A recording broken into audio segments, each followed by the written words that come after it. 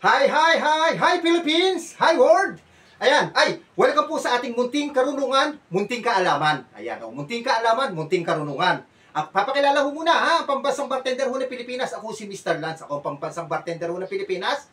At ako rin ang pambansang mixicologist din ho ng Pilipinas. Tinatanong ko yung papa-shoutout. Shoutout lang ho kay Romeo Gabriel, classmate. Salamat sa pagla-like, ha? At saka kay Alex Ordonez Gulinaw ng Bicol. Okay? Shoutout sa mga taga Bicol, kay Alex Ordonez Gulinaw. Para sa iyo to, at saka kay Romeo Gabriel ng San Vicente, Santa Maria, Bulacan. Mga shoutout sa lahat ng tiga Bulacan. Ayan, tiga dyan po ako sa Santa Maria, Bulacan. Okay, mga classmate ha, salamat sa pag-ano. Yung mga classmate ko, baka naman. Ayan, shoutout sa inyo lahat. Okay, welcome po sa ating munting karunungan, munting kaalaman. Binanggit ko ho kanina. Ano ho ba ang pag-uusapan ho natin? Abe, wala hong iba kundi beer. One of the favorite beer na naman ho ng mga Pilipino. Ito yung tinatawag ko na San Miglite. Ayan, wala lang akong bote. Pero pwede na ka naman ho ito eh. Basta ang malaga, meron ho tayo. Ayan, San Miglite. Ayan, mga paborito ho ni Parang Jay, shoutout sa iyo. Kay Dr. Basa, shoutout din sa iyo. Sa aking mga Dapper Cards. Ayan, kila Jerome Santa, shoutout sa inyo lahat. Ayan, kila Parang Joel, kila Leo, at saka kila Eric, shoutout sa inyo lahat. Aking mga tropa pips. Okay, paborito ng mga kaibigan ko itong San Miglite. Okay, pag-usapan ho muna natin ang San Miglite, ang beer. Siyempre, mag-start muna tayo. Kailan ba talaga nag-start ang beer sa mundo? O sa kasaysayan ng tao? Sabi, nag-start daw yan sa bansang China, sa Chinese, noong around 7,000 BC. Yun daw unang beer na nilabas ng China. Alam niyo kung ano pangalan? Q-beer, K-U-I, beer. Yun daw unang-una, no? Siyempre, hindi natin alam. Hindi na natin natikman yan. May second facts. Yung tinatawag na Mesopotamia Golden Tepe Settlement. Sa bansang Iraq ho yan, yung Mesopotamia. Ngayon, yung modern days ho natin. Nag-start daw yan in 3,100 to 3,000 BC, BCE. Sabihin, before Christian era. Yun daw ang kasaysayan ng beer sa mundo. Kasaysayan, ano po? Okay, back to ano ho tayo, no? Dito sa ating San Miglite. Ito. Ang San Miglite ito, no? Recently lang ho nalabas to noong 1999. Bagong-bago lang ho ito, no?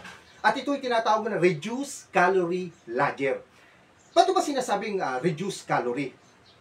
Ibig sabihin, no, yung calorie mababa, hindi po alcohol content. Kasi po ang San Miglite ay may alcohol content po na 5% alcohol by volume. Normal alcohol content po yan sa mga beer. Opo, except sa mga yung binalag ko dati na Red Horse, except lang ho yun kasi pinalakas ho yun talaga extra strong beer.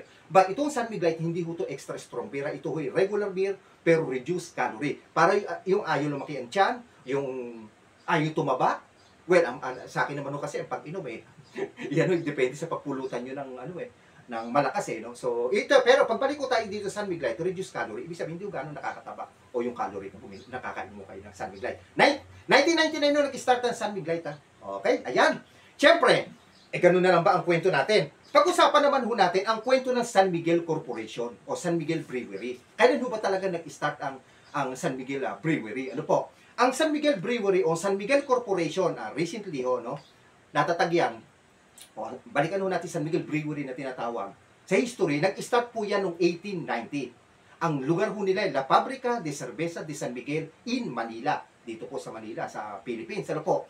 Alam niyo kung bakit ho nakapag-brood ang San Miguel Corporation o San Miguel Brewery ng beer ho nila sa kaunang pagkakataon? Kasi ginarant ho ng King of Spain na makapag-brood ho ang San Miguel Corporation. Tayo mga Pilipino sa kaunang ng beer. Okay?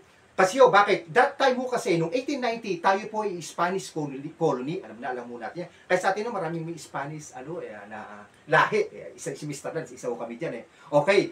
At alam niyo ba kung sino hari that time, noong 1890? Walang iba kundi si Amadeo Ferdinando Maria de Sevilla. Okay, siya po ang King of Spain na nagbigay ng grant sa San Miguel Corporation para makapag-brood ho ng coffee. Kailan ho ba nangyari yan? Kailan ho siya nag-rule? O yung si Amadeo Ferdinando Maria de Sevilla ay kailan ho ba siya nag-rule bilang King of Spain? Nag-start ho siya noong May 1845 to January 1890. Sakto-sakto po sa pagbigay po ng grant sa atin. Okay?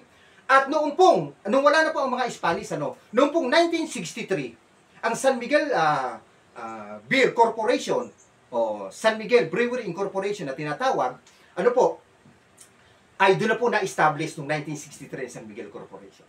Okay? Yan po ang magandang kwento. Tayo naman po, ang Spanish, kailan po ba nag-start tayong narol?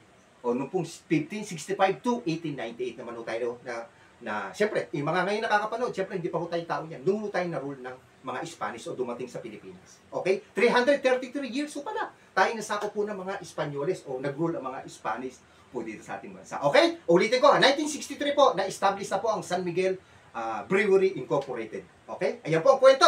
Kumpletong-kumpleto. Uy, wala ko pang palakpakan dyan. Ang ganda ho ng kwento ho ng, ng San Miguel Corporation. Ano po?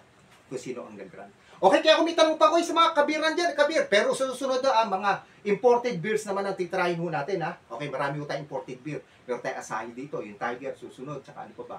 Yung Corona, yan. Malalaman nyo ang mga story niyan. Okay? Siyempre, banatan muna natin at yung mga lokal. Ano? Okay, shoutout kay Romeo Gabriela para sa iyan at saka kay Alex Ordonez Gulinaw ng Bicol. Okay? Shoutout to sa inyo. Isama ko lang ho si Potato Price. Okay? Sa TikTok at saka si Timothy Silvestre. Ayan, mga followers at subscriber ko yung TikTok at saka sa YouTube. Okay? Shoutout sa inyo lahat, ha? Okay? Ano pa ba? May katanungan? Gusto magpa-shoutout?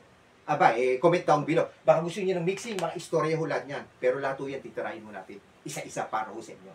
Okay? Wala na? Wala na?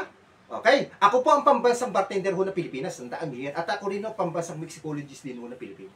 Walang iba kundi si Mr. Nuts. Drink in moderately or in moderation. Sabi nga ko ni Manoy, Idol Eddie Garcia. God bless po sa ating lahat. Thanks for watching, guys.